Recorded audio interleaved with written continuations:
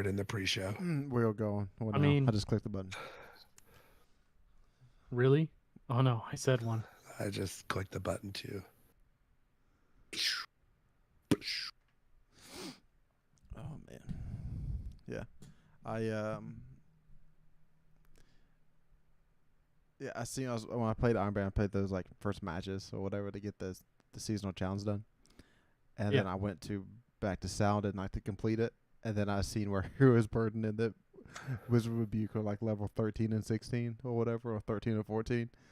I was like, Jeez. I think it's gonna be a while. It's gonna be it. Yeah, I even spent some of my ornament unlocks for like Iron Banner ornaments to help rank that stuff up a little bit faster. Yep. And then like at the I end got of lucky the because game, my hunter has a bunch of armor from burning tokens oh, at the end of the season. Yeah. at the end of the game, I throw on a weapon or two. That is So there's a trick right now where if you have an Iron Banner like helmet and you put a different Iron Banner ornament on it, it counts as 2. Yeah. So you could have 3 pieces of armor with 2 ornaments on it, and it counts as 5. Yep. It's weird. That's what I was I doing. know I have some banner armor. Yeah. Because like a lot of them dropped high stat rolls like over the course of seasons. You have to watch that. It can bug out with you, and you don't get any extra. I've seen people talking about it on Twitter that like if you run multiple characters and you got the challenges done on other characters too, and like it bugs it out because you have too much of a multiplier, and it just like doesn't give you anything. That's the Bungie way. Too many gains. We're taking you down.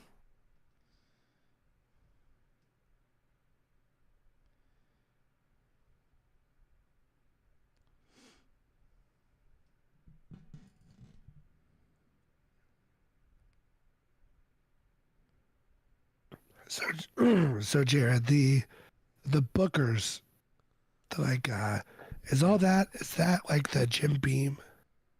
Yeah, it's Jim Beam or Maker's one of the two. I forget which one makes it. Yeah. And they put out a batch like every 3 or 4 months, maybe. I'd like to get a bottle of that Booker's that comes in like the wood box with the door. It used to sit on itself until like the last 2 years when people were like, well, can't find any Buffalo Trace stuff. Well, I'm just going to grab that. Are you kidding me? No. Yeah, it used to sit on shelf for weeks. Because, I mean, it's not an expensive bottle. I mean, it's what, like $80 or something? It's creeped up more now. It's closer to 100, but yep. Which, I mean, and they're hit and miss. $100. I'll spend $100 on it and not really think too awful much about it. Well, but like it's whenever it gets above 100 that I start, yeah, like questioning it. The box that it comes in, a lot of people use it for like their coasters, or like they use it on like the coffee table to put stuff in, so it's not sliding everywhere. So it's actually gets a little bit of purpose out of it.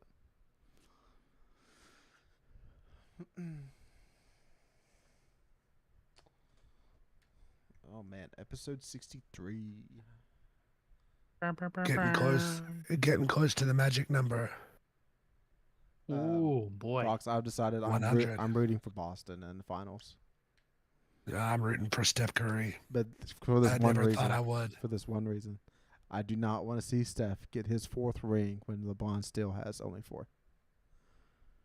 My reason is I just hate Jason Tatum, and all that Kobe Bryant stuff has just taken me to my like limit with Boston. Like I was already like 1 foot on the edge. Yeah. But like him texting Kobe. Yeah. Like before Game 7, like get out of here. Listen. Just imagine if like Jason Tatum wins the Finals MVP and thanks Kobe, and Bill Simmons just loses his mind that he's thinking of Larry. Yeah, you should be thinking Larry Bird. So. I mean, just think of that. I mean, that's a reason.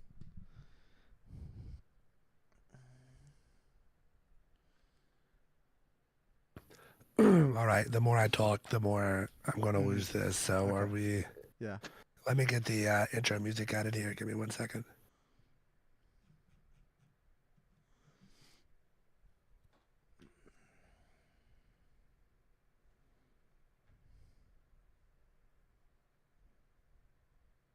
Everybody have squigglies in their Zencaster. Yes. Yep. Yes, I can see mine right now. They're squiggling. Well, I gotta look up at it.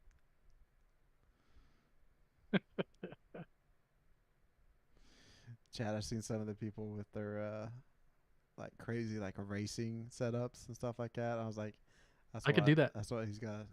Yeah. Once you get into because Microsoft I Flight have a Sim or solid desk too, so yeah. I could do like a legit mounting, like on the Mhm. steering wheel right here. There's plenty of room to push like a keyboard forward and just mount it right there. Yeah. Or yeah, keyboard to the side so I can still like click into menus and stuff, and then bang. Yeah. It's- You could sit in the cockpit and use this controller. yeah, yeah. I'd play like a Mario Kart 64 where you'd still turn it as a kid. Right? The Mario Kart Wii with the little No, steering that's wheel. where it actually did something. I'm talking about 64 where the controller doesn't do anything, but you still Oh yeah. Like whenever your parent tries to play and yeah. they steer. They lean with it. Oh boy. There goes Ryan's left lung. I'm trying to cough to clear my throat so I can talk Yeah. for the intro. You got to get those bad boys dry cleaned. I tried to get my wife to suck them out, but she won't do that either. So Oh god, we're live, right? Yep. Yep.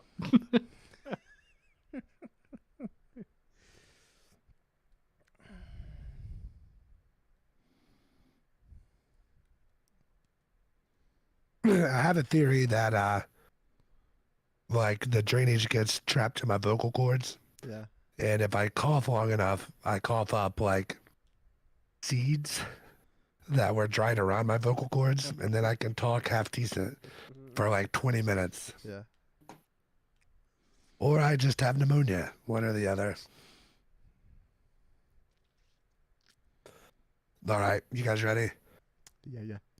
Yeah.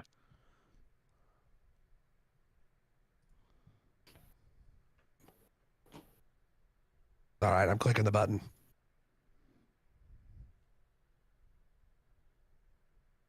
We are live for episode 63 of the Conqueror's Corner podcast. Today is Thursday, June the 2nd, and I'm the Destiny bad boy, NotRyanFox. Still without a voice, here with my fire team, who all of you CCBs know by now, Jared. Yeah, well, I guess me and Chad's going to have to pick up the slack here this episode. We got some Solo 3.0 talk. We got Duality talk. We got Rift talk. Everything you need to know what's going on in Destiny world right now. And I know Chad's got some good lore in store for us, too. And the chronicler himself, chadocero. Oh man, I can't wait till we get to Duality Talks because there's so much good lore. I'm glad that the dungeon is actually story related versus the previous. So I'm excited to get into it. And remember, if you're watching us on YouTube, that you can take us on the road via Spotify, iTunes, and other podcast services. Make sure you subscribe, unsubscribe, resubscribe, click the bell, turn on notifications, yada, yada, yada. Follow us on Twitter at DestinyCCPod. We actually reply to basically all of our tweets. So if you guys want to reach out to us, that's a really good way. Make sure you send us punchy friend requests. The links to those will be in the description of this podcast, as well as an invite to the Discord server. Hippie brought the TWAB this week. You'll hear more about that in just a minute. But for now, listen to the intro music from our favorite Link, who you can find on Twitter at LinkOfTimeG.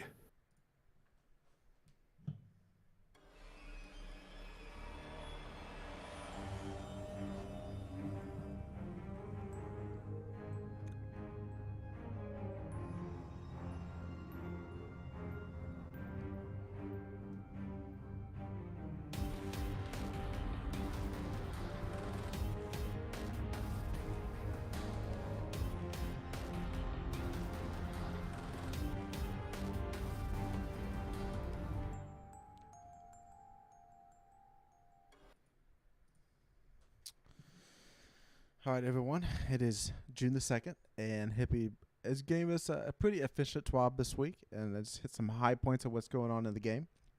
And first thing, when you load into the tower this week, you see the Iron Lord himself, Brockus Forge? Or is he upgraded now? Valis. Valis Forge. Valis, yeah. Valis Forge. However, they don't refer to that to him in game when you click on his name, and so unfortunately that hasn't been updated yet. However, he's front and center in the tower, taking over where Ava would normally be at for events, and brought with him into the Iron Banner for you to try to grind out some weapons and armor. And this season also brings us the big Iron Banner rework, which you no longer have pinnacle bounties, but you have 4 daily challenges that unlock day by day when the week starts. So that means if you log in on Friday after reset, all of them are there waiting for you to unlock and complete. And you can also wear your Iron Banner swag, so that's your weapons, ornaments, armor, emblems, and it increases your rep. Along with completing those challenges, increases your rep to additional up to 200% additional gains. When Rift launched, you turned onto Twitter maybe 2 hours after reset. You could it's the meme from the community walking with the pizzas and everything's on fire, and that's kind of what was going on Twitter. And all of us, these Johnny Day jobs, were like, right, we have to wait and get home and try to get around and play some. I was able to get about 6 matches in today to complete my seasonal challenge, and like the kind of like seasonal seasonal quest for Saladin. Got it done. So, Chad, did you able to get in there and kill some Rift carriers? Yeah, I actually had a Tuesday off, fortunately for me, I guess. So I was able to get in there a little bit Tuesday, do some Rift stuff, do some story stuff, but it's definitely very different from D1. On Dunk, there is a respawn, so it resets and you spawn back on your sides and start over basically. And it's not a best of. It's just you got 10 minutes on the clock, and once the round's over, timer pauses, everything resets, and timer resumes. So there's like if you're playing against a 6-stack and it's just a bunch of solos, you could probably get dunked on a lot. But it's definitely it's with the movement stuff. Moving is king. Being able to get onto your enemy team and take them out with the respawn timer as they are is crazy. I had one game where I did take out like 5 people and I was like, hey, I can push. Yeah. But it's definitely different. It's taking some adjustment from what I used to do, and it was really weird with the because I did the quest and then I did the daily challenge. I'm like, okay, how else do I get pinnacles? And I'm like, oh yeah, that's right. I gotta wait till all the daily challenges open up for the rest of the couple days. And I'm trying to hammer out my hunter, right? Beginning of the week, I'm trying to get all of his pinnacles done, and I'm like, I have to wait until Friday to get the other 3 pinnacles smashed on Iron Banner. So me being the efficiency guy, it kind of irked me a little bit. Yeah. Not gonna lie on that one, but still, it's a nice change of pace. It's buggy. I had one game where I guess we dunked on like 0 seconds, and we kept spawning in, and then Saladin, he said something like, "All right, get back to your sides," and then respawned you back in, and he just kept doing that for like a minute, and then finally the game ended, and then we had the loss. But I'm like sitting here, we keep respawning over and over again, and I did have 2 teammates just pull out their ghosts and leave on one of them, and I was like, I don't know if this is gonna last forever, but I'm like, you know what? I'm just gonna go grab some water and wait it out. But there's some things that need to be looked at. But I mean, overall, it's interesting changes. Yeah, Bungie's mentioned the bugs that's going on. Like I had a match where the rift disappeared, and it never respawned. So it was just like straight, just killing for about 9 minutes straight with no dunking of any kind. And then it went to the tiebreaker mode where the 3 sparks spawn.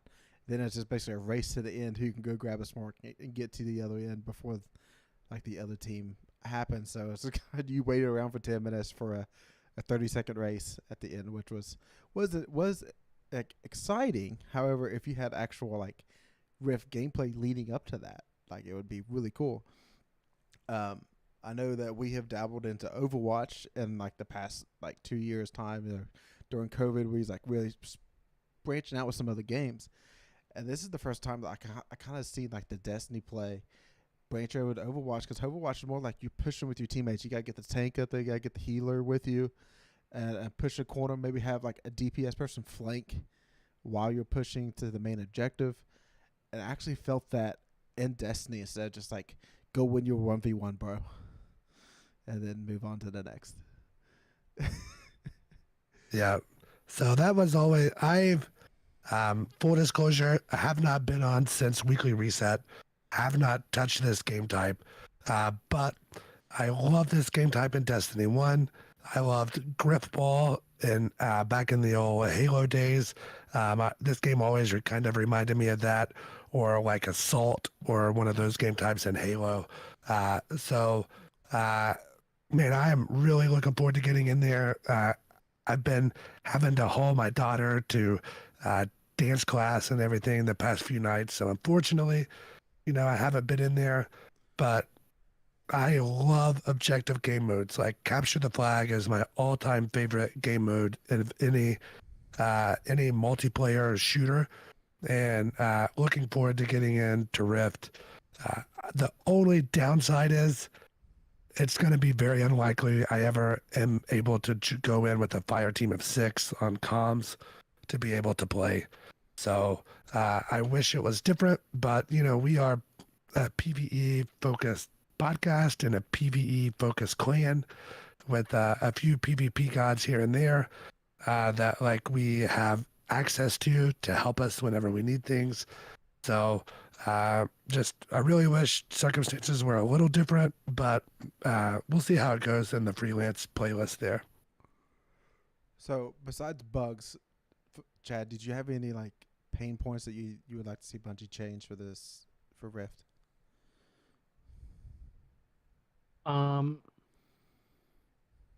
The besides the movement and stuff, and the length of the respawn timer, because if even half of your team gets wiped out like within the same amount of time of each other, and you can't collapse fast enough, and the other team will wipe you out, and then it's already toast that round. So that timer is really unforgiving. I don't know how much shorter it could get to make it not bad. Like I think it's 10 seconds. Mm-hmm. If it dropped to, you'd have to test like what's it like at 8, what's it like at 6, just to see, the differences there. But I think I haven't played a whole lot of it. I played a lot on Tuesday to get the quest and stuff done, and then like I said, because there wasn't a pinnacle, I stopped playing it and started doing other stuff. Because I'm like, I got pinnacles to do. I'm not gonna, spend more time in Iron Banner than I need to, because I got other characters that also have to do this. So I'd like to split up my time a little bit. So I was gonna get back into it tomorrow, and I'll probably have more points to talk about like next week or the next time it rolls around, whenever we want to talk about it again. But for right now, it's just that respawn timer really hurts. Watching your teammates get picked off, and then just sitting there like, all right, I'm watching that spark just get closer and closer, and I can't do anything about it. Yep. Yeah, your life really matters. And like Chad's talked about the movement and like the meta in this, like it's kind of developing pretty quickly, and like you better catch on. Like Precious Scars for Titans is crazy good in this game type. Titans with their in-air melee lunge, amazing. Icarus dash, wonderful.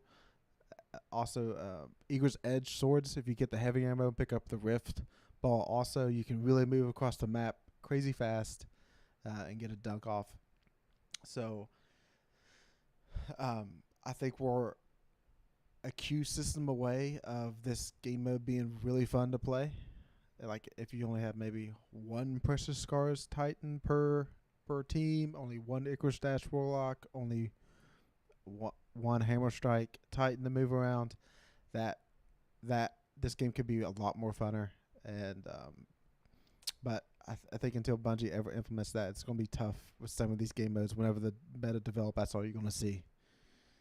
It's the same characters over and over again. You mean Destiny players only play the meta in PvP game modes? Yes. I've never heard of that before. You know, Destiny players love their cheese and whatever makes it easiest to win and get the loot, and that will forever be the same. Listen, well, I'm gonna hold it. I'm gonna hold it for later in the podcast. But I have a lot of thoughts on cheese, especially forever cheese. Okay. All right. Next, there is going to be some Solo 3.0 tweaks. Kevin Yames is back in the TWAB talking about some of the expectations and stuff, and how the way they set up Void 3.0 relative to Solo 3.0, and how they took away Heart of the Pack, Sunspots, and Benevolent Dawn. You know, these things has gotten so powerful, and they called them power creep, that they couldn't implement those into their 3.0 versions because they're just so good in the game. So that's why those are no longer there. But however, Solar still is not the level of like melt your face off is what they wanted Solar to be. So they're making some changes. For Solar Warlock, Heat Rises added behavior that consuming your grenade now releases a burst of cure ×2 around you, healing you and your nearby allies. Consuming a healing grenade increases the strength of this burst to a cure ×3, and consuming a touch of flame healing grenade provides restoration as an additional benefit. Icarus Dash added behavior while airborne, rapidly defeating targets with your super or any weapon cures you. Celestial Fire. Each Celestial Fire projectile now applies 10 Scorch stacks. This is increased to 15 stacks with Ember of Ashes equipped. So, Fox, is this kind of you can play more into the healing Warlock that you used to play more often before Solo 3.0? It definitely kind of reads that way. And deep down, I knew that it was too good of a subclass before, and it kind of needed brought down. But I was hoping they would just focus on the PvP version of bringing it down, as opposed to the PvE version. So I'm excited to get in, see what's going on with that. I did use, whenever we did our blind run of the dungeon, or our first time run of the dungeon, where I did use the Solar Warlock class, and it worked out just fine still. It's just not quite as OP as it used to be. So with these changes, excited to try it out again. Yeah, to me this looks pretty good for Solar Warlock. That's the one character I've had time to go and experiment on yet. I've experimented on Hunter and Titan. Hunters were left out. There's no Hunter buffs or nerfs coming in the next week's hotfix. That's whenever these changes get implemented. However, Chad, your Titans get some changes here. Yeah, let's see here. So for Solar Titan's Burning Maul, they buffed the damage in PvE by 25%, which is nice. They definitely needed a little bit more oomph to it to make people choose it over anything else. So it'll be fun to kind of flip-flop back and forth on those and just see which one I like better for PvE. For Roaring Flames, they added a behavior. While Roaring Flames is active, your uncharged melee attack now deals solar damage and applies 30 stacks of Scorch to targets per hit. This is increased to 40 with Ember of Ashes equipped. So that means as soon as you get a solar ability kill, your regular melee punch now adds 30 stacks of Scorch. And if you have Ember of Ashes on, which I think most Titans at this current point do, you get 40 stacks. So you can just punch something until it ignites with just your regular melee. So that's a really nice change. You don't have to if you miss your hammer, you can still punch something on your way to go get it and maybe ignite it or just add stacks of Scorch. So that's going to be very beneficial to us for sure. And then consecration, they added a fragment slot, so it goes from 1 to 2. And then they raised the height of the secondary attack ground wave by 25% to more easily catch players who jump too late. So that means that slam when you come back down with your hammers, the height of the flames, that the flame wave that goes out is 25% taller. So players or guardians that jump a little bit too late can't get away from it as easily. So it's gonna still catch them and give them some scorched stacks. So that's gonna be good. It's gonna make me want to try it out a little bit more. Like I said, I've been kind of stuck on the other one. I've definitely not been using this one almost at all since day like 2. Yeah. So it'll be something I'll try out in PvE until I get a feel for it, and then maybe go into PvP and just see how it feels. But I'm definitely excited for the Roaring Flames change, where my regular fist is now a flamey fist. So now I have a fire hammer and a flamey fist if I kill something with my hammer. So I'm gonna have a lot of fun just throwing my hammer far away and then punching everything on the way to go pick it up. Yeah. I kind of wish like the hammer strike would still like kind of debuff the target, but only debuff the target to take additional solar damage instead of just like. Oh yeah. Like Tractor Cannon used to be for Void. Yeah. But I guess they don't want like solar debuffing things, and I understand. Yeah.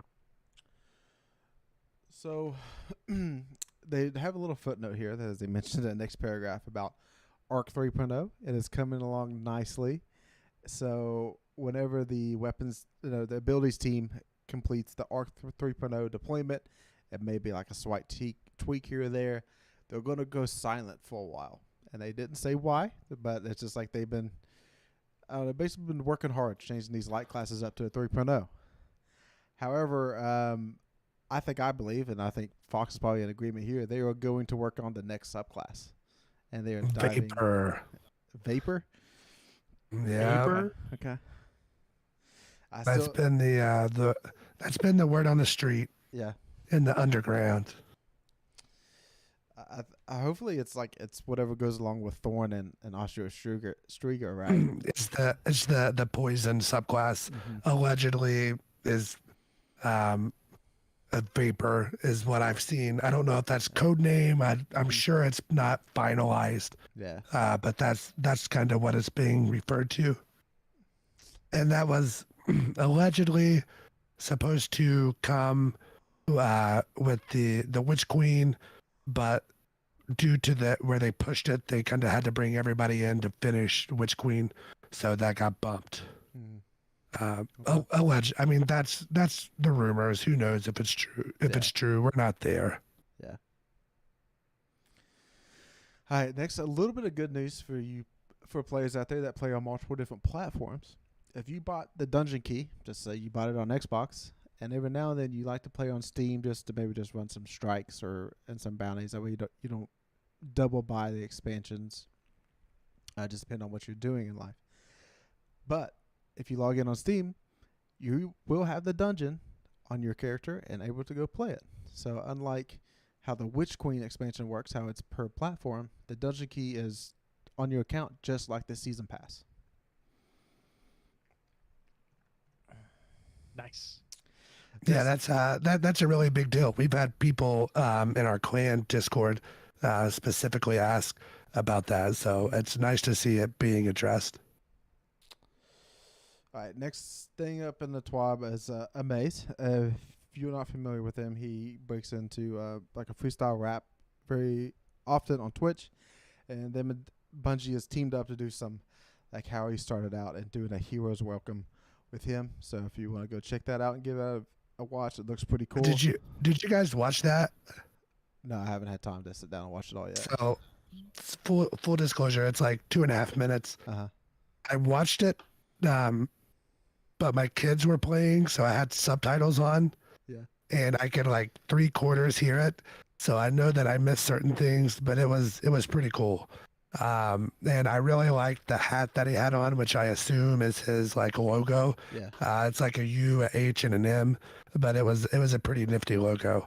So I would like to, give him a little bit of props for that. But I heard it mix in like 1,000 Voices, Last Word. Like he was dropping exotic names like all through, and it was a very, very, very professional. I almost wonder if like the Bungie people were doing the um, like the graphics and the animations that were behind him. If not, then oh my God, we need to reach out to the person that did it because we need to get them before they're really, really, really expensive to do some stuff for us. I'm pretty sure he did team up a Bungie with this. Like I have a feeling he did. Yeah. yeah. So it's on the. I saw it from the official Bungie like Twitter or YouTube Yeah. page, Yeah. but I didn't know if like they just like he did it on his own and then they did it, or if like he went to studio, or if he sent them the track, or I don't know like what level of collaboration was involved because it could be like one of 50 different ways. But there's like just some really cool animation that looks very, very, very professional. So I would be surprised if it's not officially Bungie. Okay, so again, it's Artist of the Week, and those weekly things that they put out in the TWAB. We don't really talk about those, but if you want to go check those out. Also, GCX charity stream is starting, I think tomorrow or the next day. So yeah, starting tomorrow. So if you're into that, there's a link in there to go watch it, and usually a lot of Destiny streamers are in there doing a lot of fun stuff. I would love to be able to be involved in GCX, whether it's like whenever they're having the con this year, right? Yes. Yeah, because I thought I saw like a meet and greet with Chad's Lord and Savior Dado on there, and but I would love to be able to have any excuse to be able to go to that.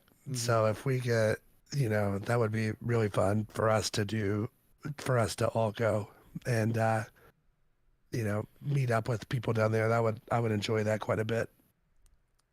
This time next year, we're going to be in triple digit podcast episodes. So I think we got to be considered content creators at that point, right? I think so. by amount of okay. Yeah. Just out of just pure stupidity of longevity. Yeah. Like too stupid to stop. Yeah. So. All right. Next up it's usually in Florida, right? Because it started off as Guardian Con, and then they did GCX, and then COVID came, so they did like the digital version of GCX to where you could like go in and do stuff that way. So hopefully next year we're not in like a world war or any sort of pandemic, and we would be able to like physically attend something, because that would be incredible in my opinion. All right, next up is our new segment called 3 Likes and 3 Dislikes. Props to Fox for coming up with this. So Fox, you go ahead and lead us off with your first like of the week. Yeah, so as always, and by as always I mean just last week, we will all do our likes and then we will do our dislikes. And my like this week is that it only takes 30 wins instead of 50 wins to gild that Gambit seal / title. So a very welcome change. 50 wins was a lot. I think right now, keep in mind it's been like 3 days since I've been online, but I think I was at like 8 or 9 wins, and I'm at not, and I have all the other gilded ones done, like all the other triumphs done. So I just need like 21 to 23 wins, and then I'll be done with Gambit. So next couple weeks, hopefully, and that's nice, as opposed to running it, having to get, like basically 2 full resets that you had to have last season and 50 wins. I think right now I've got 3 Gambit games complete, and me thinking about it, I'm gonna try to go through the rest of the season and have single-digit Gambit games complete. So I have to wait until all the seasonal challenges are out and try to make it where I get them all done by game 9, so I don't break into the double digit. games I with just want you to know that that was going to be my dislike next week, but you took it. So thank you for that. Oh, you're welcome. I'm gonna say I believe in you, Jared. We'll try my best. I'll go ahead and talk about my like. I like that the new dungeon weapons are not craftable. Now they brought 2 weapons back that Sunset. That was their fixed odds, and then the fusion rifle. I forgot its name, but you can get 5. Why is No, the no. one the one from the dungeon? Yeah, Castellane. I don't know. Anyways, that's craftable if you get 5 red weapon frames. However, the 4 brand new weapons are not, which is great. This is exactly how the game is supposed to be. Bringing back weapons that were sunset, yes, craftable. Brand new weapons and raids and dungeons and playlists, RNG. That's the activities you log in and play and grind for those weapons. Epicurean. That's yeah. Oh, gosh, I knew it was something fancy sounding. I got you guys. Yeah, I definitely agree with that. I like that the new weapons aren't craftable, so you have to get them. It's kind of like the adept weapons in the raid. So I do enjoy that very much. I like, and this is spoiler territory. I'm sure we can talk about this more later again, because I know that this season is going to be very much a time of growth for Mr. NotRyanFox. And I very much enjoy that my favorite scaredy cat, whiny emo boy has grown up into a less scaredy cat and whiny, but still emo boy. He's gone through a lot. He basically, in the birth as a guardian, has just been getting murdered left and right for no reason at all. In his eyes, he doesn't know why, but he was just getting murdered over and over again. So I can't even, like, as a guardian, I couldn't imagine what that'd be like, just being born, not having any memories, and running into another person that's a guardian and being like, oh cool, it's someone that's like me, and all of a sudden just getting shot in the head, like, out of nowhere. But now he's finally he's instead of trying to push Aldrin away and to uh get rid of all of those thoughts of the past and try to live a life without it, he's using those memories of Aldrin, and he's growing along with it and using those life lessons to fix the problems from his past life and lead a new life going forward. So it's very much a big step for him moving forward. I'm wondering what they're going to be doing with him, because he's been in almost every season, I think, for the last year. So they're doing something with him, and he is a hunter. And there is some vacant spaces in the hunterdom. He also has been picked by the Traveler with the Hawk Moon mission and stuff. So there's a lot there. So we'll see what happens going forward this season and future seasons. But I do like that they actually did something with him that isn't just wah wah, I used to be Aldrin. Well, he's definitely been a triple B for the last 3 seasons. I can't speak much before that. So I'm glad we get to hear him whine and cry again this week. So, Chad, you want to hit your dislike as well? Yeah. So I kind of hit it a little bit earlier, but I dislike that for efficiency's sake, I have to wait till Friday to start doing Iron Banner stuff to have all 4 pinnacles be dropping. It breaks up my scheduling for stuff. I know that a lot of people have more free time on the weekend, so it's like cool, they can hit like one character really hard. If they don't have 3 characters, then they're all set. They can like split up their time. But for people like me who want to do like, okay, Tuesday, Wednesday is one character, all pinnacles done. Thursday, Friday is character 2, all pinnacles done, and then like going forward, and then after that, like Sunday, Monday is just like picking up extra stuff. It breaks that up. You know, it's either I wait till Friday to start everything, or I use them to help level off, or hope I level off before I get the pinnacles from Iron Banner, so that they actually do give me a boost in something. But that's like a minor gripe. It's literally only because it's in week 2 and I'm still trying to be efficient. It's literally the only time that's going to matter, because the next Iron Banner, it's not going to matter. So it's going to be doing just triumphs, but that's my dislike for the week. I can feel that pain. Somebody that only mainly plays on Tuesday, Wednesday, or something like that, and it's the physically cannot get their everything done in that amount of time.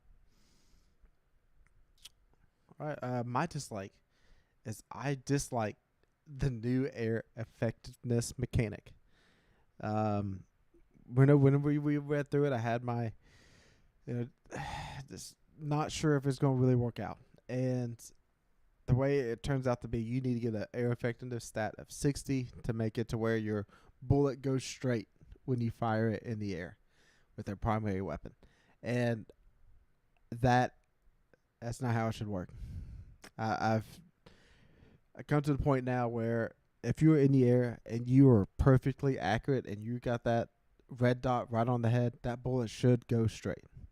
Now, you should get 0 bullet bend while you're in the air unless your air effectiveness stat is like near max. So that's where I think I would like Bungie to go. Air effectiveness stat is just aim assist, and then while you're in the air, you can be perfectly accurate but no bullet bend. All right. And my dislike is the current pay structure to play this current game for new players or returning players. So I have my brother-in-law who basically comes back for every major expansion and then one season the rest of the year. I have one of my best friends in the entire world who just started playing the game, and he my best friend was like, man, I'm going to start off free to play. I'll buy the stuff as I need it. So Zura was selling that DMT about 5 weeks ago. That was a god roll.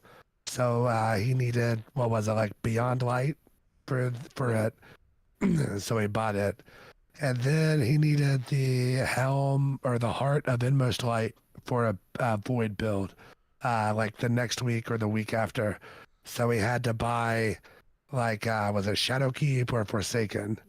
So then I was like, if you're going to buy that, just buy the upgrade edition that has Shadowkeep and Forsaken both in it. We did use like CD keys or G2A, one of those, which made it much cheaper. And then he had already bought Witch Queen, so basically he spent like $120, and then had to buy the dungeon key because he didn't buy the the deluxe edition. So, and then my brother-in-law, I bought him Witch Queen, like the standard, off of CD keys for like $20, and then it was cheaper for him to buy the deluxe edition as opposed to the deluxe edition upgrade. So then, like, it's just this is nutty, like the way this is going. In my opinion, that everything should be free except for the current expansion and the expansion previous to it. So like Forsaken and Shadowkeep should be free right now. You should be able to buy Beyond Light for like $10, $15, $20, and then Forsaken be like $40 or $60 for the deluxe. This piecemeal, because certain exotics are tied to certain expansions, and Zura's selling those, and then he's like, oh, I can't buy this one because I don't have Shadowkeep. But it's like, should you really buy Shadowkeep right now? Like, is there anything else to it other than this one exotic that Zura's selling? So, and then we're not even buying it from Bungie. We're buying it off of like website, like third-party websites. So I don't know. It's just something's got to change. I personally wish that, as we've talked about before, it was like a subscription model, and as long as you're subscribed, make like a really cheap subscription that's like $5 or $10, and then make one that's $15 a month that gives you access to everything in the past. And realistically, the way it is right now, like my buddy would pay $15 a month and play.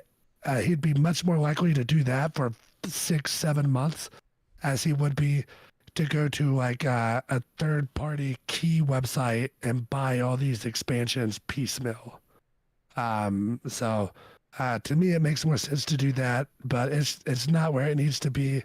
I know that all the expansions currently are on sale. I did see that as an ad. So hop on that, take a look at it if you're missing anything. cdkeys.com, g2a.com. Those are two other really good websites to check. But we gotta fix something because this game is technically free to play, but it is far away from free to play. It is a confusing mess at the moment. Yeah, I can see that that can be very difficult for somebody coming in and even trying to explain, like use like the legendary pack or whatever. I think it's what you said it was. Like you get Shadowkeep, Forsaken, and Beyond Light together or something like that. Yeah, but you really don't even get Forsaken now. You get the Forsaken pack. Yeah. Remember, Yeah. they got rid of. So you get like Last Wish, Shattered Throne, and then like 3 exotics that you're able to choose from the kiosk. That's basically all you get for Forsaken. And then like we were looking and it's like, because he had already bought Shadowkeep and Beyond Light. So it's like if he buys Forsaken, does that count as the Forsaken pass at this point? Since it's been so like there were questions about if you purchase things, what does it count for? So I mean, we need something better. In my opinion, the free to play game should include everything except the current expansion and the expansion before it, and then like Shadowkeep, Forsaken, and like vanilla whatever's left from vanilla, all that should be included in the free to play, and then there should only be 2 expansions to buy. Yeah. Beyond Light should be like 10, like maybe make it $20, $10 on sale, run it on sale every 5 or 6 weeks, and then sell Witch Queen. But you know, they're more about money as opposed to not confusing the player base, in my opinion. All right, that is likes and dislikes for this week, and we'll be back again next week for 6 more. All right, now it's time for the weapons breakdown. So with Iron Baron going on, we got 2 new weapons that came into the loot pool. The first one here is Hero's Burden, and this is a reprise weapon that was in the game before. It is a Void Adaptive Frame SMG. This is the first unsunset adaptive frame SMG. A lot of different perk combinations you can look for here, but for PvE, I think you just can't go wrong going like Hammerforged, High Cal, with Feed and Frenzy and Kill Clip. Like the other option, that last column for PvE, I would say it's Vorpal, which is it can be decent too. And then also there's this new perk called Repulsor Brace, which is defeating a Void debuff target grants you an overshield. So I guess if I was a Void Titan, that sounds good because I proc. Chad, help me out. What's the aspect called where you get an overshield, you get your increased grenade recharge rate? It starts with a B? Gosh. Is it Bismarck? Is that benevolence? It's not benevolence. I think that's Warlock. But I anyway, don't. so like that's kind of it, for PvE. PvP, small bore and ricochet rounds that increases your stability where you take less flinch. And then tunnel vision, kill clip. I feel like you can go on a lot of tears with that. The other, in column 3, you have the air assault that whenever your health gets low, your air effectiveness can get up to 60. However, it just depends on your health bar. It's not a consistent perk that they brought back into the game with this huge rework, thinking that people was going to like it. However, it don't. Now, if this perk just gave you a plus 30 air effectiveness all the time, this would be the most popular perking in the game. However, that's not what they're doing. You have to take damage. And if you're going to take damage, you might as well run Iron Storm in that last column. So if you just want to just have tons of bullet bin and air effectiveness of the air, that's a great perk combination there. So some synergy stuff there if you choose. So, you said it was a fragment, right? Aspect. An aspect. All right. So you got consecration, roaring flames, and soul invictus for the Titan. That's the solar. I'm talking about the Void Titan. All right. Go on. All right. Now, Chad, return of a high impact fusion rifle. Why don't you go ahead and take us through it? Oh boy, Wizened Rebuke, Arc High Impact, and I think it was Bastion, right? For the you drop a shield over the Bastion, overshield. bulwark, or demolition are Oh, the Titan fragments. Bulwark might have been it. Yeah, that's it. Okay, It's bulwark. Bulwark. So for PVE, you're looking for Corkscrew, Enhanced, and then Subsistence, maybe Successful Warm Up, and Vorpal. Vorpal is the big boy play. Since Cartesian and the fusion rifle season, everybody's looking for Cartesian with Vorpal. So this adds a arc version of a fusion with Vorpal, and with Subsistence, you're not really using fusions too much to kill a bunch of enemies, but this thing hits so hard that you can kill 3 red bars with one shot, and you'll just reload it automatically. So it'll be going to town on some people really easy, as long as you get used to the charge time, and especially if you're like me and you are the invincible Titan. You got plenty of time to charge your weapon when you're in front of red bars. You can just stand there and just voop away and have no problem. Now for PvP, we're looking extended barrel, particle repeater, and then under pressure iron grip. Under pressure is always a go-to. 100% of the time on a fusion, it's excellent all the time because you start off with it procced, so you come back to life and it's there ready to go. And then iron grip, that's the reach is the one with range. Grip Stability. Plus 20 stability, minus 20 yeah, reload. there you go. Yeah. So that'll get you that stability to really just absolutely just destroy people from a little bit more distance. But That it's- reticle might not move if you get that well. yeah, yeah, it'll just be a laser beam. Yeah, if you get a stability masterwork on top, you might have too much stability. It'll feel like a linear. Yeah, you might need to change particle repeater to projection fuse at that point if you have all that stability. Ooh. But yeah. So as we mentioned before, that's like really deep into leveling up Saladin. So if you was able to play a lot of Iron Banner this week, you might have unlocked those 2 weapons. But that's the 2 new ones to go chase if they are weapons that you care. At this point, we have 6 or 7 different Void SMGs in this game. It feels like so. We added another one. Too many. Another one to the list. So All of them. we'll be talking about another one next week, and it's coming from the dungeon. Next week is dungeon weapons. So, all right. Next up is Gambling Corner, and we just had our first return of Gambling Corner, and it went pretty well. Fox was the last one to die on our blind playthrough of Duality, so he won First run. First one. He won the pool we put in of all of 1,000 each, and he now has he won the 3,000 glimmer. However, he lost his bet, and we went over the 150 minutes that took us to do the dungeon. It actually took us 2 hours and 55 minutes. So me and Chad won that bet. So our current standings is I have 11,200. Fox has 10,500. And Chad has 12,300. So, I mean, all in all, we did all come out positive last week. So that's first time in a while that has happened. And this week we're going back into the dungeon, and we're going to do like a kind of a speedy run where we're just going to try to get through it as much as efficiently as possible. And we're going to go over under a time again. Now, Fox, do you have a time for us of what we're going to be do there? So we're all gonna guess the time that it's gonna take for us to complete. Okay. And whoever is the closest wins.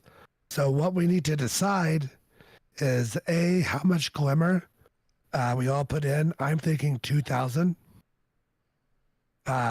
B, if you guess, are you allowed to go over? So, for example, if it takes us an hour and 12 minutes and you guess an hour and 13 minutes, does that still count? Or is it the closest without going over? So, however you guys want to do that is fine with me. Just talk it out amongst yourselves and we'll decide. All right. So Chad, what are you thinking here? Because like, we can be very mean to each other and like edge the person out, whoever goes last and goes first and stuff like that. So, See, that's why I wish we were prepped and we could just write it down and reveal. Yeah. Because that's like the most fair. So we can still do that. Yeah. Yeah. I'll write mine down. You can type it into your phone. Whatever you got to do. So, we haven't really had like a speedy run in the dungeon yet. We kind of always took our time getting the memory fragments, getting the chests and all that stuff. So this is gonna be our first time going through with just straight getting the loot, getting the extra chests, and moving along. So I'm gonna write mine down here. Now, does going over, does it still count? We're just gonna go closest. Whoever's closest to this The time. closest. Yep. So if it's an hour and 20 minutes and I say an hour and 24 and Chad says an hour and 15, I win because I'm closer than Chad.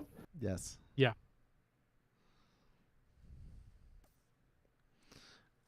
Now, I know how fast we got the other dungeons down to. We got a few of them down to 40 something minutes. I don't know if we're there yet with this dungeon, but I feel pretty confident in us right now. So, is everybody locked in? Almost. We need the Jeopardy final task question. All right. I got it set up in the text. As soon as we do it, I'm Okay, just going to send it. Enter it in chat. Okay. I'm revealing mine. It is 52:43 is what I... Mine says 1 hour 11 minutes. I'm not sure that's readable. Okay. Yeah, it is now. I got 57 minutes 42 seconds just to be weird. I think we can get a sub hour. I think we could do that. Wow, me and Chad I think we can within too. 5 minutes of each other. 4 minutes and 59 seconds separate us two guesses. So, all right. I know me and Chad's are going to be pushing. It's a sabotage.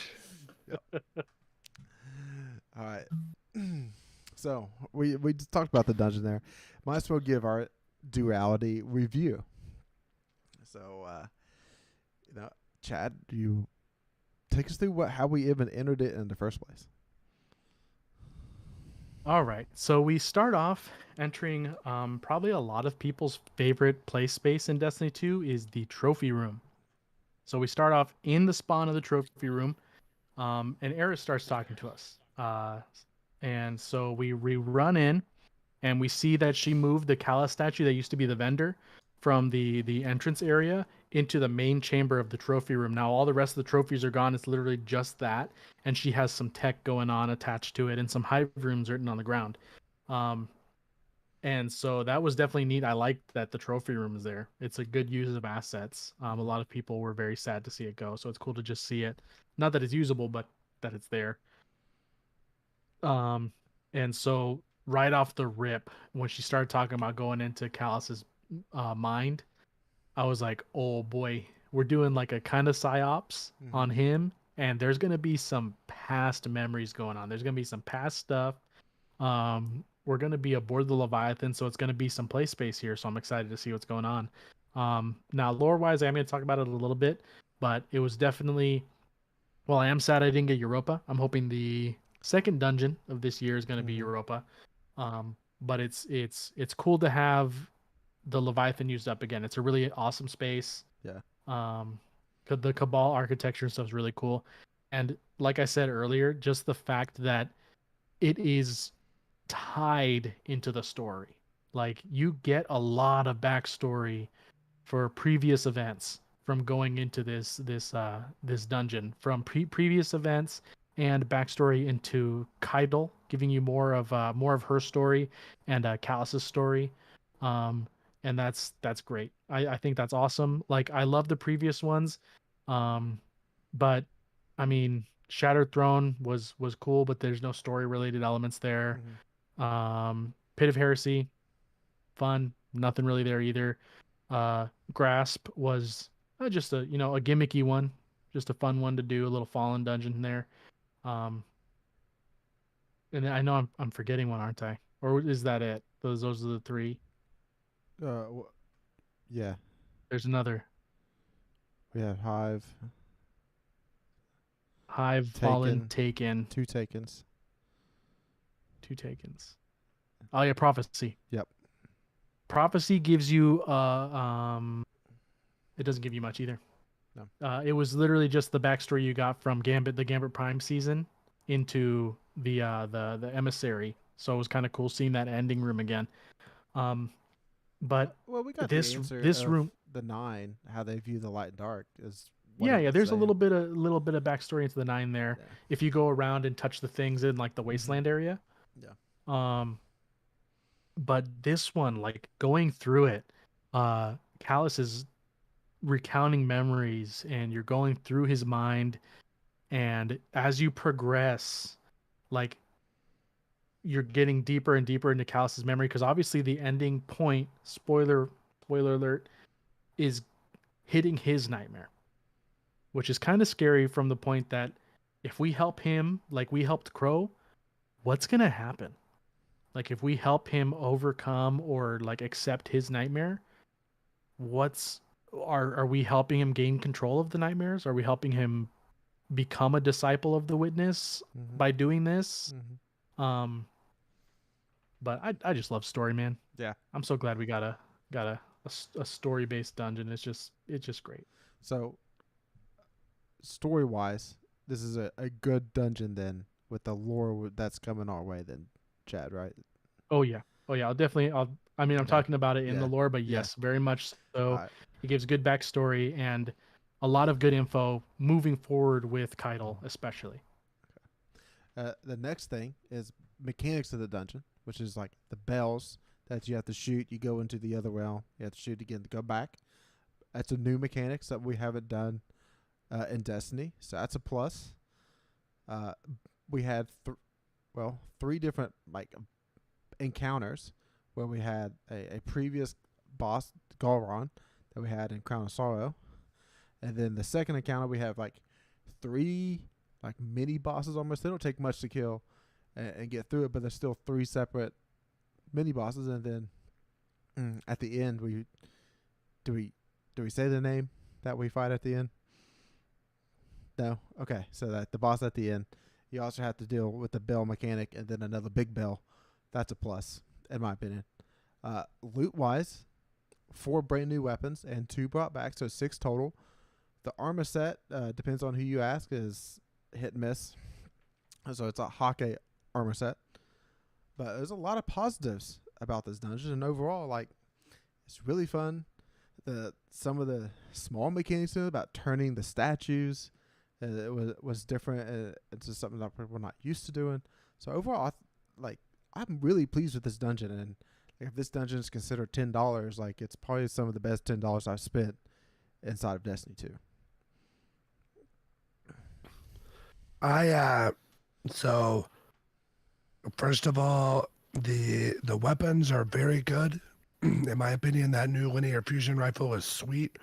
It's like a triple burst linear that puts out wicked damage. The submachine gun puts out a lot of damage and feels really good. I haven't got the exotic yet. One of us have. They can let us know who it is if they so wish.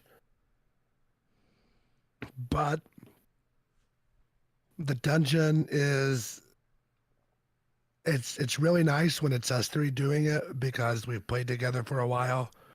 It's not one that I look forward to teaching people how to do, to be honest. Not that it would take like a long amount of time, but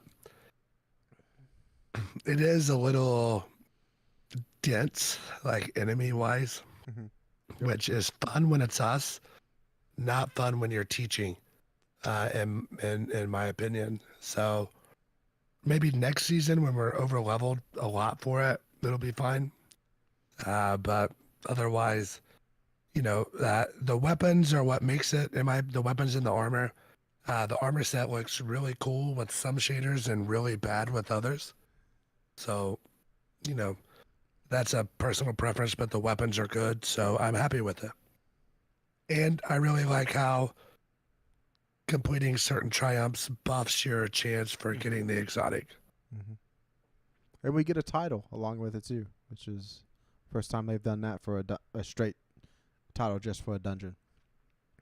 Oh, I'm So- very excited. That's great for all the dungeon players, like the people like me that love to spend time in there. It's a huge plus, and I'm excited to get that thing.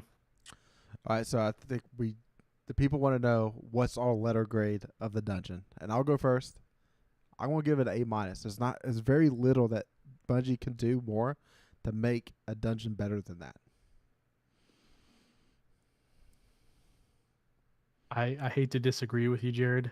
I'm gonna give it an A, Yeah. Okay. simply because it's the first time they actually tied it to any kind of story. Mm-hmm. Um, Well, I'm a sucker. I'm a Yeah. sucker for story, man. Like if it gives a good story and it's a good playthrough, then I'm having an awesome time.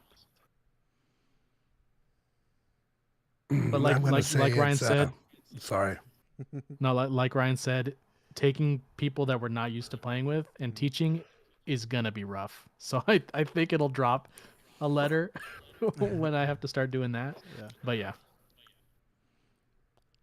I was gonna say it is a B. The weapons are good. I'm a sucker for Callus. That was good. The little puzzle encounter was good. We figured it out. I feel pretty quick as far as statues puzzles go. Um, but I do not like the final encounter and the short window that you have for damage. Um, I don't think it's necessarily a pretty dungeon. Like, there's nothing that's jaw dropping visual wise. Um, but there's not a lot of like traversal in between encounters, which is a plus. So I would say like a B, like a 86. We're not quite a B plus, but we're like a high B. That would be my rating of the dungeon through 1 week. But real talk, once I get that exotic out of there and we crush through those triumphs over the next couple weeks, I don't see myself returning in there a whole lot. I think I'm gonna be farming that boss encounter at some point later in the season. Just like I know, like usually on Sundays, like I'll have like 2 hours, and I'll see chat on. It's like, hey, let's get one more person, and this is boss farm for 2 hours straight for weapon rolls and stuff. Now, we do that for artifice armor. Like we did Yeah. that with Grasp of Avarice a few times, and I'm totally down for that. But it's not like Shattered Throne, which Shattered Throne's probably an unrealistic expectation because it was the first. You know what I mean? So, like, Yeah. that one will always kind of hold a special place in my heart. All right, there you have it, everyone. Our duality review. And now it's time for some lore about the activity we was just talking about. all right. So I've talked a little bit about what's going on, and again, this is going to be not really kind of spoilery. I don't have to talk about the last boss, so we'll be fine there. But again, basic info there is that we're going into Callus's memories. Eris is basically sending us in, kind of like the Psyops did, and with the bell, it was the Bell of Conquest, which the Cabal warriors used to signify their victories.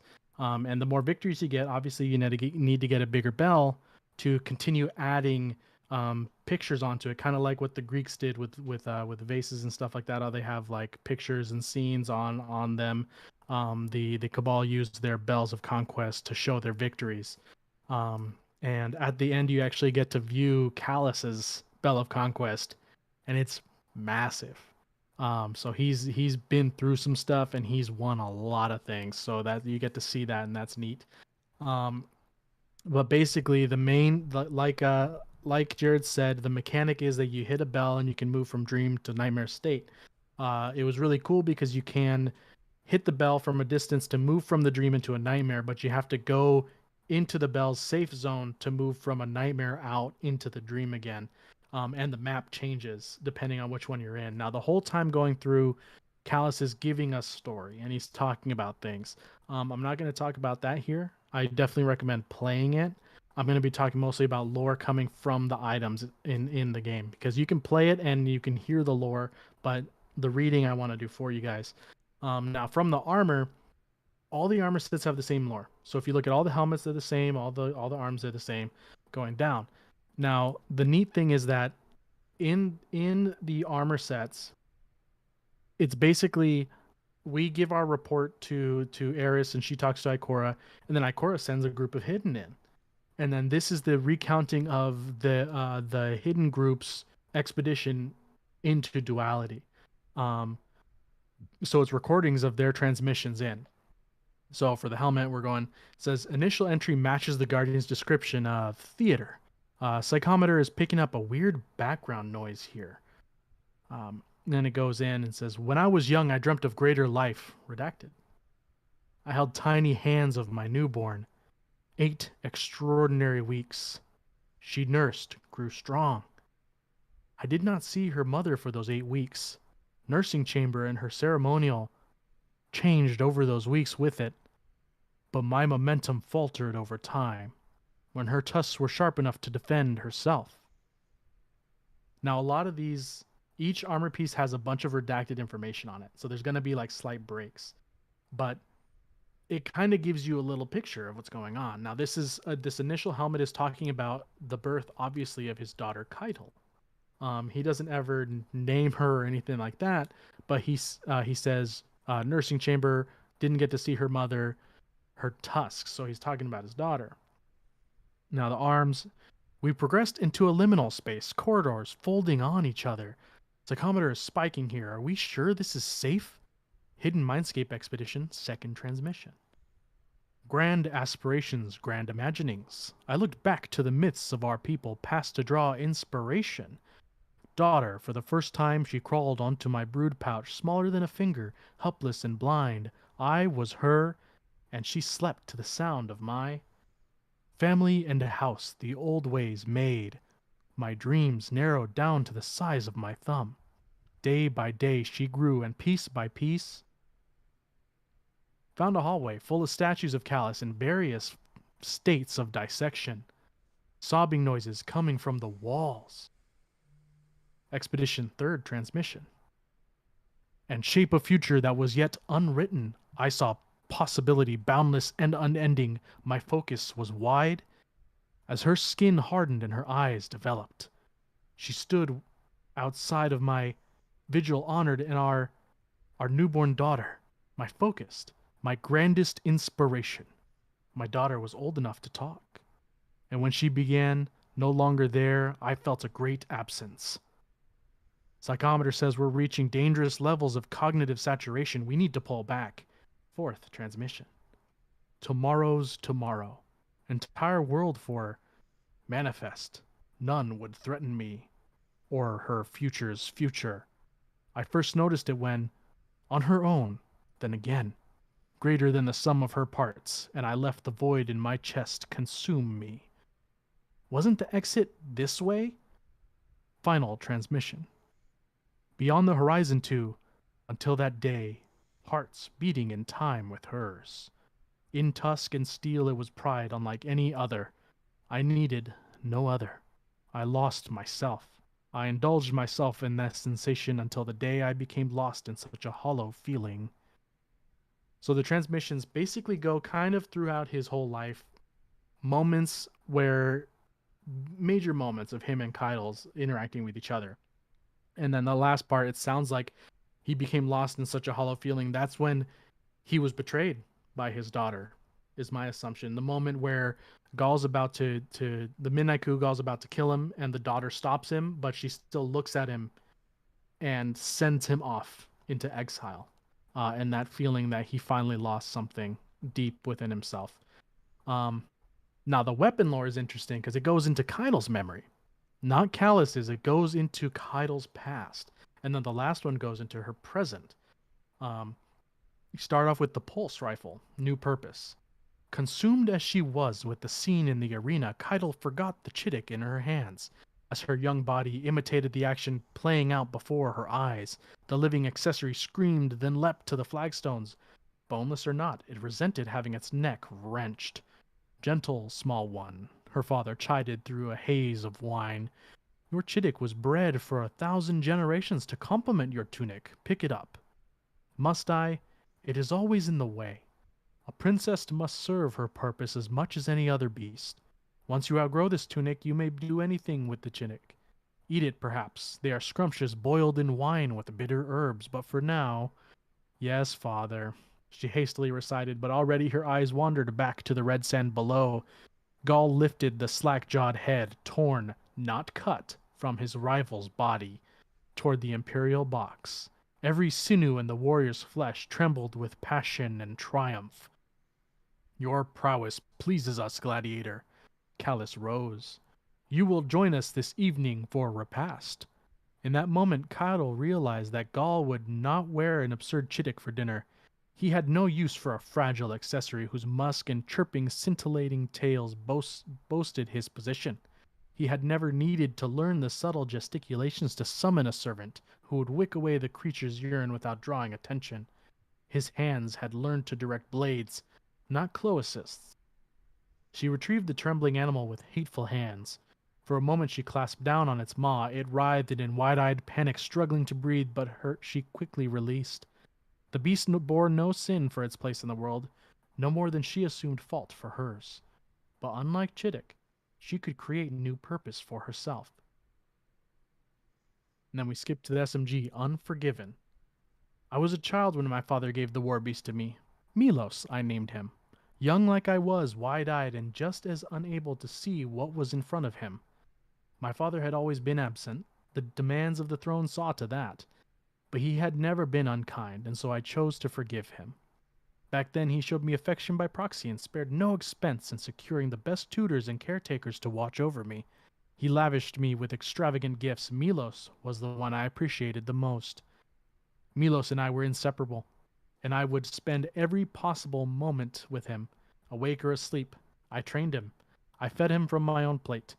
Even now, when I close my eyes, I can feel him curled up on top of my chest, his head buried in its paws, his lungs swelling with every breath as he slumbers and dreams.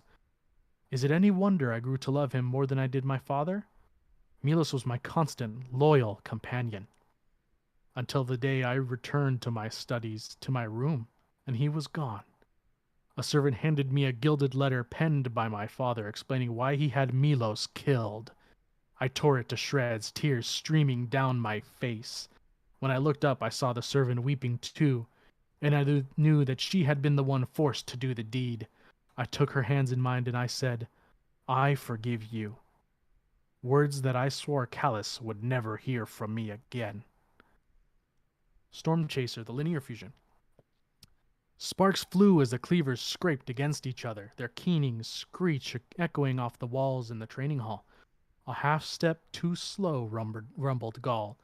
If this were a real duel, my next blow would have ended it. Still holding her blade, Kaido raised her forearm to wipe the sweat from her brow. Do you talk this much during a real fight? Gaul laughed. I am not in the habit of tutoring my opponents. The lesson would be wasted upon my final blow. Perhaps you could bore them to death instead. What an end that would be, slain by a lecture from the grossed Primus, a fate that may soon await me. Boredom is for those who lack ambition. Then stop droning on and attack. Gaul took stock of the young heir apparent. She possessed raw talent, a marvelous instinct for battle. But her energy always flared like a supernova. There was much for her to still learn, if he were to shape her into a warrior of unparalleled ferocity that Emperor Callus desired her to be. In due time, Gaul replied. setting down his weapon and taking a seat. For now, we rest. Keitel grumbled something under her breath and sat beside him. Even in silence, Gaul could feel her agitation, clearly unable to relax and recover her stamina. Your rage is a wildfire, he said to her. It burns indiscriminately until nothing is left but ashes. Another lecture, Keitel quipped. Gaul ignored the jab and continued. Instead, you must be a volcano. Magma steadily seething unseen beneath the surface. It will lull your enemy into a false sense of security. Then, when the time is right, I erupt, Keitel finished. Gaul smiled. Precisely. Keitel sat quietly with her shoulders relaxed, seemingly absorbing the lesson. Gaul hoped it would not go to waste. Lingering dread, grenade launcher. My Empress, Taurun reported. The Vanguard has deployed a Guardian to investigate the Leviathan. Your presence has been requested aboard the helm. Where is Callus? Keitel gazed ceaselessly at the Leviathan as it loomed beside Luna. Taurun paused for a moment, datapad in hand. This question has become common thread woven throughout their briefings. We do not know. The Leviathan is a gargantuan ship. It is quite possible Callus remains entrenched deep within its underbelly. Then we will disembowel the beast. That would be inadvisable. Keitel turned to face her, eyes as cold as her voice. By all means, Taurun, advise me. Slowly, Taurun lowered her datapad. It was not the first time that Keitel had bristled at her counsel. But since the Leviathan's sudden return, the Empress' patience had winnowed to the width of a blade. Taurun chose her next words with caution. Callus has an unknown number of loyalists at his disposal, along with whatever other horrors now inhabit the ship. Our soldiers would almost certainly pay the price for your nescience. Would you rather we die cowering behind the shields? Keitel scoffed. I would rather we not die at all. The silence hung heavy in the air between them. Noted, Keitel decreed as she turned back toward the Leviathan. You may take your leave. Taurun nodded and made to depart. As she left the bridge, she hazardly glanced over her shoulder, silhouetted by Luna. Keitel bore a striking resemblance to another late leader of the Cabal, one whose obsession led to ruin. Now, my guess based on that is that it seems very much like that moment happened right before the moment in the trailer where she's looking out at the Leviathan and then Gaul's nightmare appears behind her. Because very much Taurun, when she says a striking resemblance to another late leader whose obsession led to ruin, Gaul very much fits that bill. Someone who was so like going after the light 100% that he led his people to their death, the Red Legion. So I feel like that was the conversation that happened right before that scene in the cutscene, and I'm gonna, in my heart of hearts, that is canon. Callus gave her a dog and then murdered it after she fell in love with it. He's a worst dad of the year, I think, on that one. It is time for the mailbag. All right, we got our first question here. Thoughts on Solar 3.0? We all agree that we want to test the new fragments, but that just got unlocked today. The community finally hit 20 million nightmare clears, so we got those to look forward to testing out. So, what is your thoughts? I want to wait till we get a little more time with the new stuff and kind of go from there. I mean, with Solar Titan where it sits, I'm happy. Yeah, it's fun. Sunspots aren't the murder machines that they were. Now they are the tank machines, which is like a weird change, but like I'm kind of okay with it. But I'm happy about it. I am excited to see the Burning Maul changes. I want to see how that feels. I'm excited to see my regular punches go into town on people once that change happens also.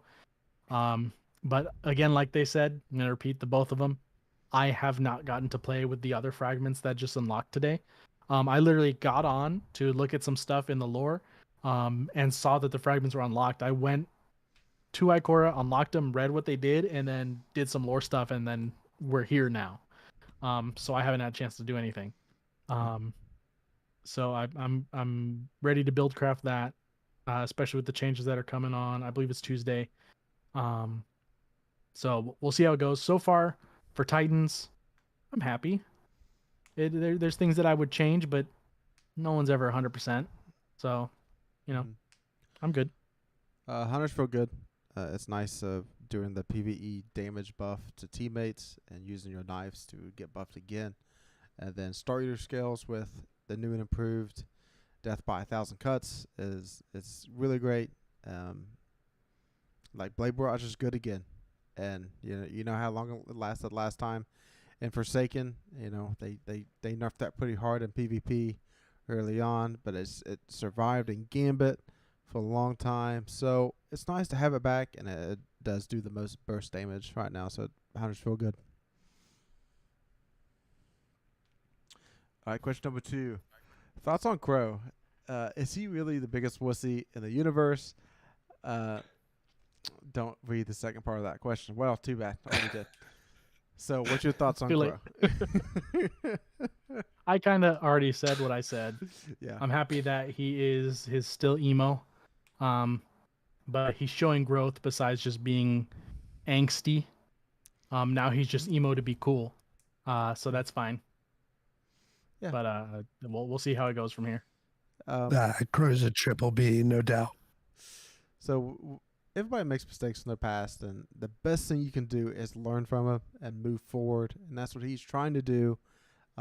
He did pay for those sins. He was killed, so it's time to move forward and take up the patrols. Maybe take over these Guardian games and make them actually fun. Like, do something, Crow. Help us out, and I think he will. All right, number 3 is Cheese Forever and their equivalents bad for the game. Yes. I think. Yeah. So they have this YouTube channel that's huge and post every single glitch or thing that's broken within the first hour or two of it being there. And then it's abused until Bungie comes out and has to disable whatever is causing it. And like, I understand your argument. One of your arguments is going to be, well, they're bringing awareness to the issue. My argument is going to be, if they weren't there, then nobody would find the issues, so they wouldn't be abused. So I hate those YouTube that come up, and right now there are ways you can basically get 0 enemies to spawn in the new dungeon in different encounters, and people are abusing that. So I personally hate to see it. Like, yes. You want to go, Jared? I'll go ahead and get mine done. Yes, I don't like it, and I wish there was less of it on the internet. However, like, in the gaming world now, whenever something like that exists, it gets spread so quickly. It takes one YouTuber, one streamer to get a hold of it, and it spreads exponentially. So I don't think this will ever be stopped in the modern age. So it's like, yeah, I don't like it, but I don't think there's anything you can do about it unless this community comes together and says we're downvoting all of them. We're basically public shaming them people to where, like, it's borderline bullying those people to not post that. And then at that point, you're kind of bringing harm to people if you're bullying them. So I just don't see a solution. I love it. I love it so much. Glitches and stuff are hilarious to watch. I don't like we will like do ribbon cheese and some other stuff. We did plenty of garden cheese with the standing on top of the tree to make the enemies spawn back in and drop down. we take advantage of cheeses. We've done it. Now, this dungeon cheese having no enemy spawn, like there's no fun in that. Like make half the enemy spawn if you really can't handle it. Okay, like I get it, but having no enemy spawn, that's ruining the point of the activity. But they are bringing awareness to it, and there are some people that need the cheese to actually complete it. They don't have the skill level or the time. And yeah, he's looking at me like that. There are people that play the game, Ryan, that don't play it as a job, that don't play it every night, that just want to get in a dungeon and try to get it done. And there are some cheeses that were held on to, and then were brought to the Bungie devs before, and then once a solution was presented is when they were released. And the one time I'm thinking of is when somebody figured out in Gambit that you could stack a bunch of stuff, switch exotics around, and then you'd have an infinite extreme primeval damage buff, and you'd be able to just absolutely demolish the primeval on the first phase right away. And nobody knew about that one until the person that found it presented it after Bungie already said, "Hey, we have a fix."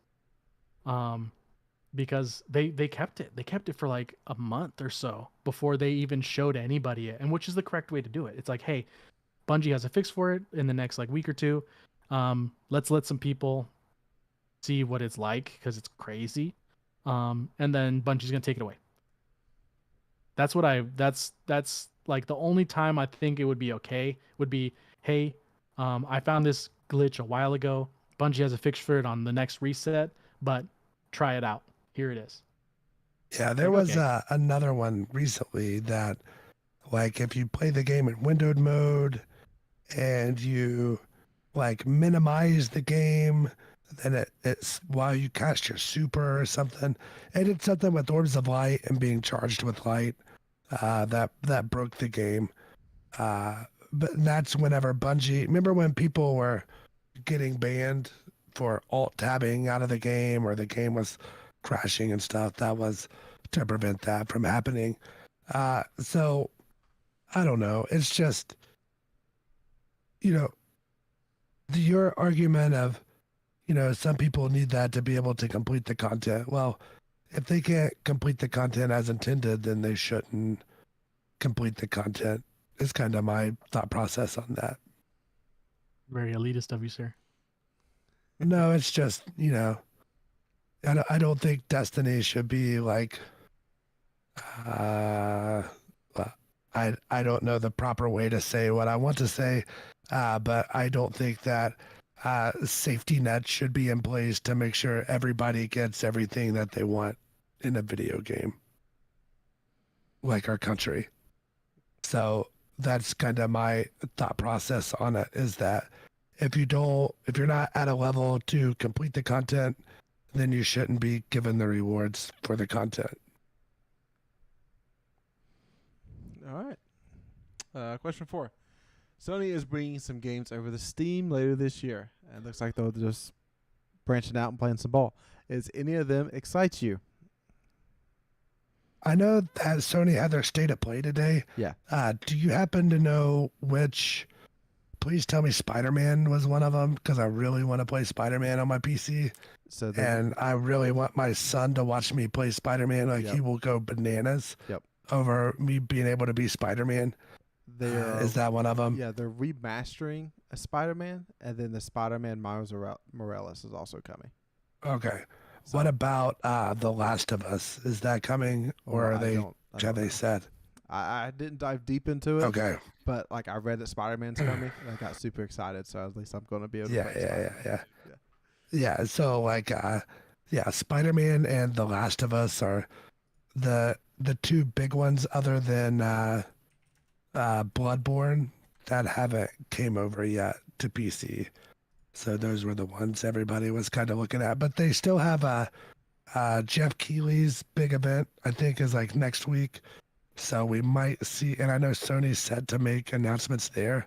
So that might, because there's a big rumor that The Last of Us is being like ported / remastered. So I wouldn't be surprised to see that come to PC, because they have an alleged multiplayer like called Factions that is they've been working on. So the thought process is they bring The Last of Us to PC bundled with Factions, and then Factions also releases on PlayStation, which is like will be a way to get more people involved in that. Like it's like a live service type of game. So that's kind of what the general consensus is if you listen to any of like video games media people. I have no thoughts. I've stayed away from Sony exclusives just for knowledge because I don't want to have to force myself to buy a PlayStation since PlayStation 2. As soon as you started talking, because I hadn't read this question yet, I was like, "Ooh, there's a new Spider-Man game that I haven't played Spider-Man since PlayStation 2. That'd be nice." So I was like, "Okay, cool." They started talking about that already. All right, I have no clue anything else because I tried to stay away from it 100% because I'm like, I will buy another console to play these games because they're good. But if I don't know about them, I won't do anything. Yep. And also, The Last of Us is getting an HBO series Oh boy. as well. So with that, would make sense that they remaster it, bring it to a new audience, like a re-release to kind of time with that. We got Dark Haste in chat. He says you can play PS Now and play a lot of PlayStation games on your PC, or you used to be able to at some point. So Yeah, we'll have to check that out. Pass thing. Yeah, they just came out with their PlayStation Now. It's in like Europe and somewhere right now. It hasn't quite made it to America yet. But it's going to be a Game Pass adjacent like subscription service. You can play like PS1 classics, PS2 games, PS3 games. So that'll definitely be something to look forward to. Yeah, basically they said that the Sony exclusives, like, they're going to be on PlayStation at launch, and then sometime later on, games will be ported over the PC. Not every game, just hit or there, but they still they want you to buy the console to play the game first there. Yeah, and listen, I've bought Horizon Zero Dawn, I've bought God of War, and I've bought what's the Kojima game with Norman Reedus, where you're like the delivery guy? Death Stranding. I've bought all three of those on Steam. So, they want to bring them to PC, I'll buy them, but I'm not ever going to buy a PlayStation to play them. Yep. So that's kind of and Final Fantasy. I think Sony had exclusive rights to Final Fantasy 16, which breaks my heart. So I'm hoping it gets a PC release or one shortly thereafter from the console release, because I love those Final Fantasy games personally. All right, last question here. Hash browns or country potatoes? I guess this is like in general or with your breakfast food. Which do you prefer? Oh man, I'm a hash browns guy. Cali boy, go first. I'm hash browns. I love hash browns, my guy. I love them. I like country potatoes too. But if I'm having country potatoes, it's like I might as well have a hash at that point. You know what I mean? No. Country potatoes done right is the superior breakfast potato. It's way easier to get hash browns better than country potatoes, but when country potatoes are done right with the pepper and the fresh oil and browned on multiple sides of the potato, it is the best. All right. So just to be clear, if we're talking breakfast sandwich, so breakfast sandwich being like a biscuit or a muffin or like a pancake with sausage and or bacon and or ham with cheese, then the hash brown is the way to go.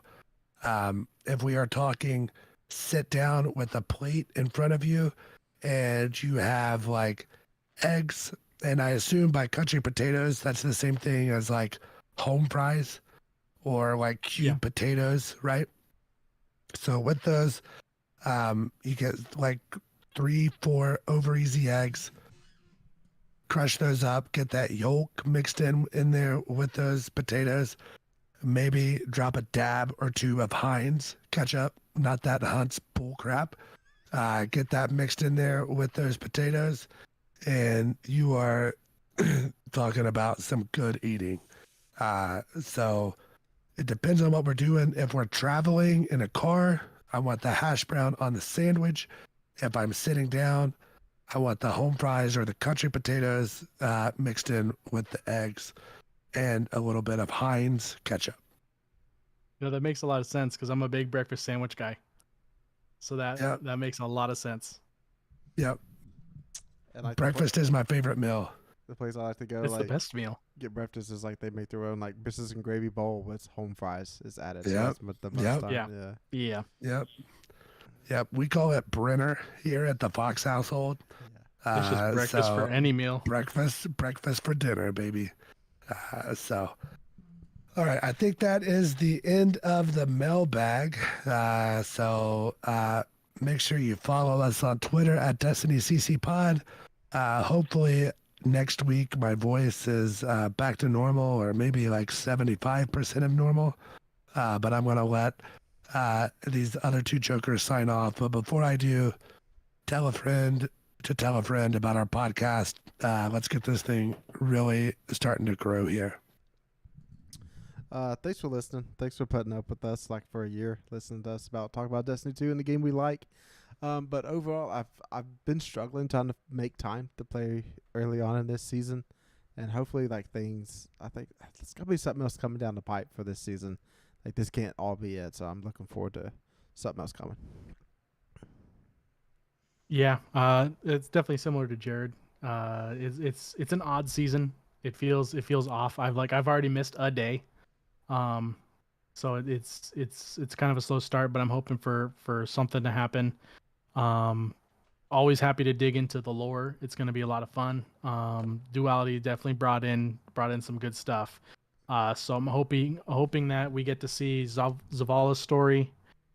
Getting excited to see Keidel's story with the the Sever missions, and I'm ready to take you guys on a ride.